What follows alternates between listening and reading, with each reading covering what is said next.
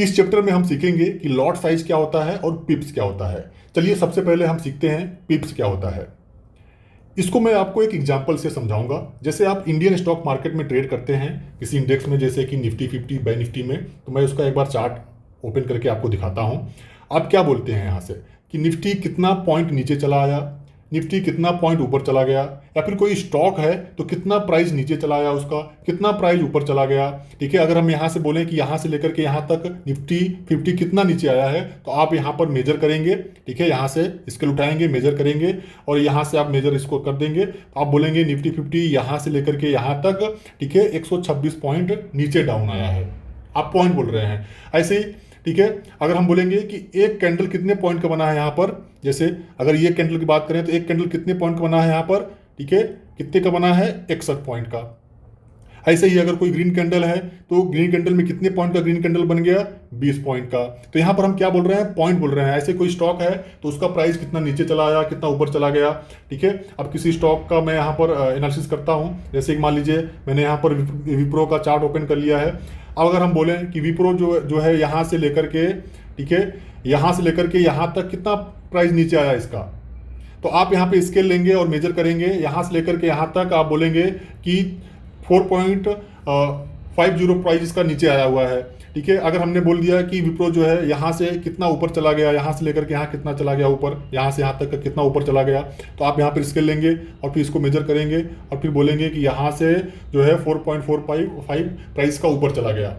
तो यहाँ पर ये बोल रहे हैं, तो फॉरेक्स ट्रेडिंग में क्या बोलते हैं, पिप्स बोलते हैं। इतना पिप्स ऊपर गया, इतना पिप्स नीचे आया। सिंपल भाषा में आपको मैं इस तरीके से समझा दिया।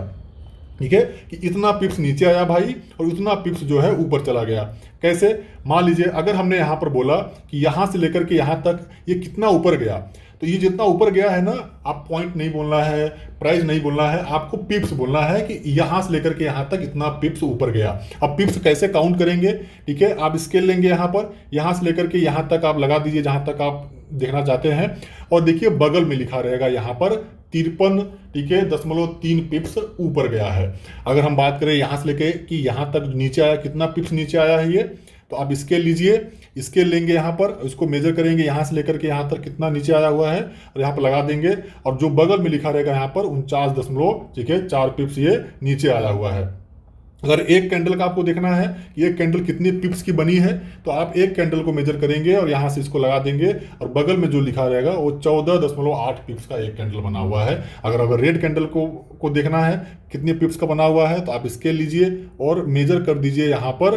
ठीक है, अब देखेंगे आप माइनस लिखा है 6.4, मतलब इतने पिप्स की एक कैंडल नीचे की साइड में आई है। तो पिप्स मतलब क्या हो गया, सिंपल हो गया, समझ में आ गया आपको।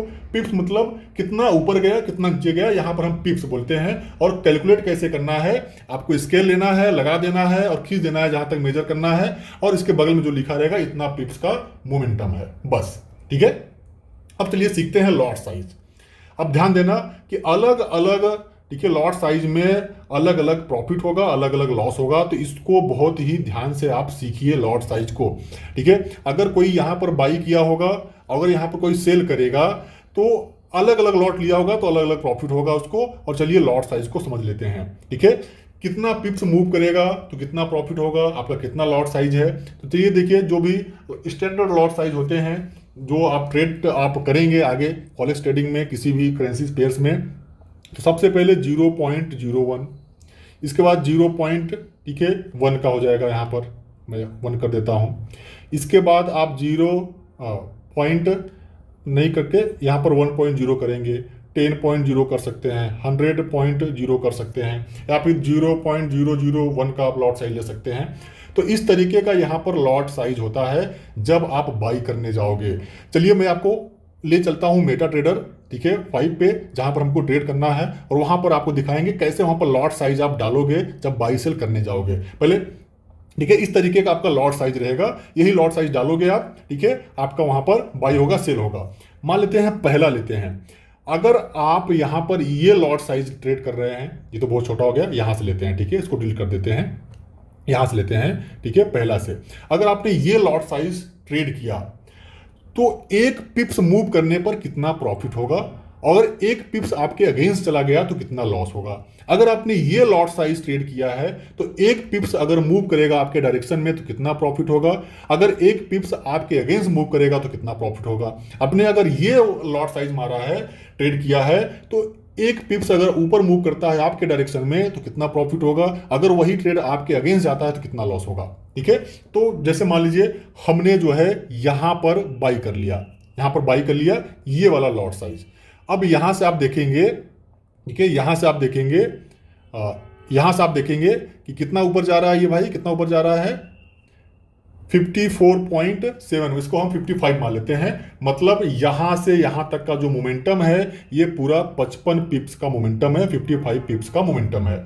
अब चलिए लॉट साइज पे आते हैं, 0.1 का, ठीक है, 0.01 का, 0.1 का, इसके बाद 1.0, 10.0 और 100.0, इस तरीके का लॉट साइज होता है। अगर हमने ये लिया तो हमारा कितना प्रॉफिट होगा भाई 55 पिप्स पे, अगर हमने ये लिया तो हमारा कितना प्रॉफिट होगा भाई 55 पिप्स पे। आपको क्या करना है, ये जो पॉइंट है ना, ये जो पॉइंट है इसको कैसे मेजर करेंगे, इस पॉइंट को एक आगे कर देना है। तो एक आगे कर देंगे कैसा आएगा, $0.1 का प्रॉफिट होगा। ठीक है, ये जो पॉइंट है, दशमलव है, इसको आगे कर देंगे तो 1.0 आ जाएगा, इतना डॉलर प्रॉफिट होगा हमें। ठीक है, जैसे ही ये पॉइंट है इसको इधर मूव कर दोगे तो ये 10 आ जाएगा, $10 का प्रॉफिट होगा। ठीक है, $10 प्रॉफिट होगा इसके आपका यहाँ पर। इसके बाद ये जो दशमलव है, पॉइंट है, इसको इधर कर देंगे तो $100 का प्रॉफिट होगा आपका। ठीक है, इसके बाद ये जो पॉइंट है इधर कर देंगे तो आपका 1000, ठीक है, डॉलर का प्रॉफिट होगा एक पिप्स के मूव करने पे। ठीक है, अगर ये कैंडल जितने पिप्स का बना हुआ है, अगर ये यहीं पर आपने बाई किया और ऊपर चला गया, ठीक है, तो कितना पिप्स ऊपर गया है आप मेजर करिए। और आपने जैसे ही आप लॉट साइज जितना मारे हैं, एक पिप्स के मूव करने पर इतना डॉलर का मोमेंटम आएगा। अगर आपके डायरेक्शन में जाएगा तो प्रॉफिट होगा इतने डॉलर का, अगर आपके अगेंस्ट में जाएगा तो इतने डॉलर का आपका लॉस होगा। ठीक है, चलिए फिर से समझा देता हूं। जैसे मान लीजिए कि आप यहां पर, ठीक है, इस कैंडल पर आप ट्रेड करते हैं, जो ये डोजी कैंडल बनी हुई है, इस कैंडल पे आप ट्रेड करेंगे। ठीक है, आपका ये मान लीजिए सपोर्ट है, ठीक है, आपका ये सपोर्ट है। ठीक है, अब आपके अकाउंट में मान लेते हैं $100 है। कितना डॉलर है, $100 है। ठीक है, तो आपने अकाउंट साइज के हिसाब से ही आप लॉट साइज आपको ट्रेड करना है। ध्यान देना, जैसे जैसे आपका अकाउंट बड़ा होगा वैसे आप लॉट साइज बढ़ा सकते हैं। मान लेते हैं आपका $100 का अकाउंट है। ठीक है, अब आप यहां पर बाई करते हैं तो आपका स्टॉप लॉस कहां है, इसके नीचे आपका एसएल रहेगा, मतलब आपका यहां पर लॉस आपको बुक करना है, और ऊपर आपका जो रेजिस्टेंस है वो आपका टारगेट रहेगा। ठीक है, इस तरीके से। तो मान लेते हैं आप यहां पर इंटर किए, अब आपने यहां पर बाई किया, आपका स्टॉप लॉस यहां है, तो आप देखिए कि कितने पॉइंट, कितने पिप्स का यहां पर आपका स्टॉप लॉस हो रहा है। ठीक है, तो जैसे मान लेते हैं कि हम यहां पर मेजर करते हैं, हम यहां पर क्या करते हैं, मेजर करते हैं। तो यहां से इंटर किया, नीचे हमारा स्टॉप लॉस रहेगा भाई, हमारा यहां पर स्टॉप लॉस दिखा रहा है 15 पिप्स का, लगभग हमारा 15 पिप्स का हमारा स्टॉप लॉस है। ठीक है, अगर हम यहीं पर हमारे पास सिर्फ $100 है, ठीक है, अगर हमने यहाँ पर 1.0 का यहाँ पर हमने जो है लॉट साइज ट्रेड कर लिया, ठीक है, लॉट साइज हमने ट्रेड कर लिया, तो अगर एक पिप्स मूव करेगा तो कितने डॉलर का नुकसान होगा, या फिर कितने डॉलर का नुकसान प्रॉफिट होगा, दशमलव इधर कर देंगे तो 1.0 को, ठीक है, अगर हम दशमलव इधर कर देंगे तो ये $10 आ जाएगा। कितना, $10 आ जाएगा। $10 एक पिप्स के मूव करने पर ये बढ़ेगा और घटेगा। तो क्या आप $100 के अकाउंट में आप 1.0 का लॉट साइज ले सकते हैं? नहीं ले सकते हैं, क्योंकि 15 पिप्स का आपका स्टॉप लॉस है। अब देखिए एक पिप्स पे कितना आपका, ठीक है, मूव करेगा, $10। ठीक है, $10 मूव करेगा, वही 15 है तो इंटू इसको आप 15 कर दीजिए, 150 आ रहा है, $150। ठीक है, कितना आ रहा है, $150। आपका पूरा अकाउंट यहाँ पर खाली हो जाएगा। इसीलिए अपने जो कैपिटल है उसके हिसाब से आपको अपना लॉट साइज लेना है। ठीक है, आप समझ गए होंगे, इसलिए मैंने आपको समझाया लॉट साइज और पिप्स। फिर से समझा देता हूं यहां पर। ठीक है, 0.01 lot size, 0.1 lot size, 1.0 lot size, 10.0 lot size, ठीक है, 100.0 लॉट साइज, इस तरीके से आपका लॉट साइज होगा।